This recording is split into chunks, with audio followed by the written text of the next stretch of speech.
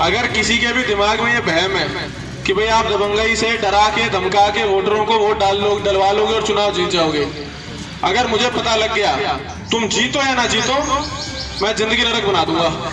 चुनाव लड़ोगे सही तरीके से लड़ोगे। एक बार फिर मिलिए मुजफ्फरनगर के पुलिस कप्तान अभिषेक यादव से, जिन्होंने फिर से गलत तरीके से चुनाव लड़ रहे प्रत्याशियों को दो टूक समझा दिया है। दरअसल मुजफ्फरनगर के बुढ़ाना थाना क्षेत्र के गांव जोला में एसएसपी अभिषेक यादव पहुंचे थे, लिहाजा उन्होंने प्रत्याशियों को समझा दिया कि धमकाकर वोट लेने की कोशिश मत करना। हमें तो सूचना बूथ पे सारे नंबर लिखे हुए हैं, उनमें से किसी एक नंबर पे तो कंट्रोल रूम में तो हमें दे दो, डीएम साहब को दे दो, एसडीएम है, सीओ है, थाना प्रभारी है, जिसको तुम्हें ठीक लगे उसको सूचना दो आप। बैठिए। और मैं फिर वही बात रिपीट कर रहा हूँ, अगर किसी के भी दिमाग में ये वहम है कि भाई आप दबंगई से डरा के धमका के वोटरों को वोट डलवा लोगे और चुनाव जीत जाओगे, अगर मुझे पता लग गया तुम जीतो या ना जीतो, मैं जिंदगी नरक बना दूंगा। चुनाव लड़ोगे सही तरीके से लड़ोगे। कोई गलत तरीके से शराब बांटना, धमकाना, वोटर को बिठाना, किसी के घर में जाके धमकाना, भीड़ लेके जाना, ये सब नौटंकी नहीं चाहिए, बिल्कुल नहीं चाहिए। पुलिस कप्तान की सख्त लहजे में चेतावनी ने हर किसी को सोचने पर मजबूर कर दिया। पुलिस कप्तान ने साफ तौर पर कह दिया कि सुधर जाओ, नहीं तो 7 पुश्ते चुनाव लड़ना भूल जाएंगी। जिसने भी दारू या पैसे बांटे वोट के लिए और दबाव बनाया, उसकी नस्लें खराब हो जाएंगी। चुनाव लड़िए, तमीज से लड़िए। मुझे नहीं पता आपने आज से पहले कैसे लड़ा है चुनाव, मेरे टाइम पे ये नौटंकी नहीं होगी। और अगर किसी को लगता है कि भैया हम ये बकवास कर रहे हैं, तो मैं आपको खुला निमंत्रण दे रहा हूँ, चैलेंज दे रहा हूँ, जिस प्रत्याशी में दम है वो करके दिखाए, फिर मैं बताऊंगा। बिल्कुल निष्पक्ष तरीके से चुनाव लड़िए। और जितने गांव के लोग हैं, भैया ये आपकी जिम्मेदारी है, मुझे घंटा फर्क नहीं पड़ने वाला। आप रहोगे 5 साल, प्रधान चुनोगे तुम, प्रधान होगा तुम्हारा। अगर वो शराब पिला रहा है, अगर वो किसी को धमका रहा है, अगर वो कोई भी नौटंकी कर रहा है, जिसकी साले की पहले ही नीयत खराब है, क्या करेगा वो तुम्हारे काम के लिए 5 साल में? सही सही, बिल्कुल।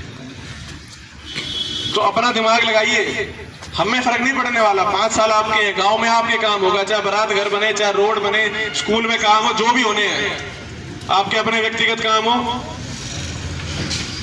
तुम्हारे गांव के प्रत्याशी हैं, कोई आज तो पैदा नहीं हुए, गांव में है शुरू से, देख रहे हो तुम कैसा है, नियत तुम्हें पता ही है।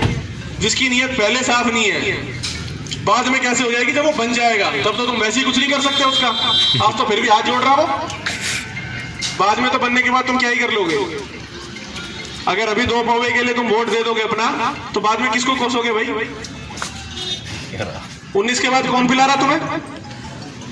कोई पिला रहा है क्या 19 के बाद? पुलिस कप्तान अभिषेक यादव योगी की तरह ही सख्त लहजे में नजर आते हैं। इससे पहले भी उन्होंने मुजफ्फरनगर में पंचायत चुनाव के दौरान प्रत्याशियों को समझा दिया था और उनका वीडियो जबरदस्त तरीके से वायरल हुआ था।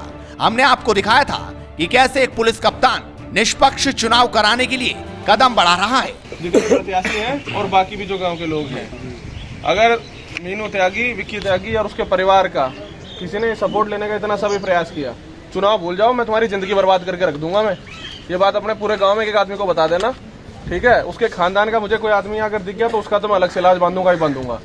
लेकिन अगर किसी प्रत्याशी या किसी सपोर्टर ने इतने बड़े गैंगस्टर या अपराधी या उसके परिवार का सपोर्ट लिया, तो ये चुनाव छोड़ दो, अपनी 7 पीढ़ियां संभालते संभालते मर जाओगे। ये सारी बात गांठ मान लेना, ठीक है? इस गांव में सबसे ज्यादा राउंड लगेंगे मेरे और मैडम के, ये बात गांठ मान लीजिए। और अपने साबित जो नई प्रत्याशी आए हैं उनको भी बता दीजिए, कोई जरूरत नहीं। विकास के मुद्दे पे लड़िएगा, गांव का और विकास क्या कर सकते हैं और क्या कर सकते हैं उस पे, ये नहीं कि पैसा लेकर के या किसी को धमकी देकर। अपराधी का सपोर्ट मत ले लेना कोई सा भी।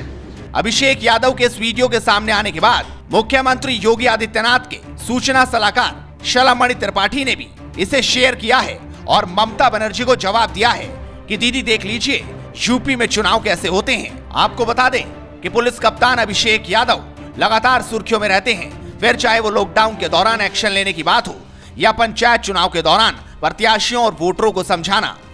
अब देखना होगा क्या वोटर और प्रत्याशी समझेंगे या फिर पंचायत चुनाव में फिर से वही चलता रहेगा जो हमेशा होता रहा। आप इस वीडियो पर अपनी राय रखिए, इस वीडियो को शेयर कीजिए और हेडलाइंस इंडिया को सब्सक्राइब कीजिए।